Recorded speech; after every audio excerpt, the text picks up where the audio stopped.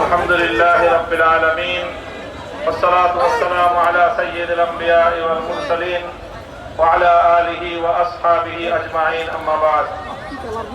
হেফাজতে ইসলাম বাংলাদেশ নারায়ণগঞ্জ কর্তৃক আয়োজিত আজকের এই গণসমাবেশে উপস্থিত সংগ্রামী সভাপতি, উপস্থিত হেফাজতে ইসলাম বাংলাদেশের কেন্দ্রীয় জেলা ও মহানগর নেতৃবৃন্দ, সর্বস্তরের তৌহিদি জনতা, হেফাজতে ইসলাম বাংলাদেশের আজকের এই সমাবেশ এটি আগামী ৩ তারিখ হেফাজতে ইসলামের পক্ষ থেকে আহত মহাসমাবেশ বাস্তবায়নের লক্ষ্যে সমাবেশ।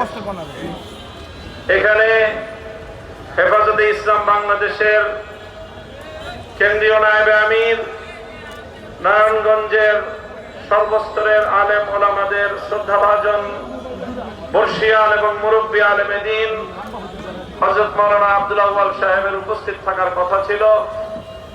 ইনশাআল্লাহ ৩ তারিখের মহাসমাবেশে হেফাজতে ইসলাম বাংলাদেশের নারায়ণগঞ্জ থেকে সকল মতভেদের ঊর্ধ্বে উঠে সকলের সম্মিলিত এক মহা মিছিল নারায়ণগঞ্জ থেকে সরদিল উদ্যানের উদ্দেশ্যে যাত্রা করবে ইনশাআল্লাহ।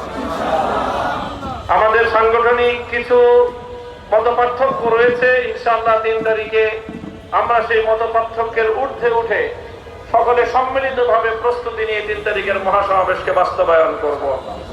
হেফাজতে ইসলামের কেন্দ্রের পক্ষ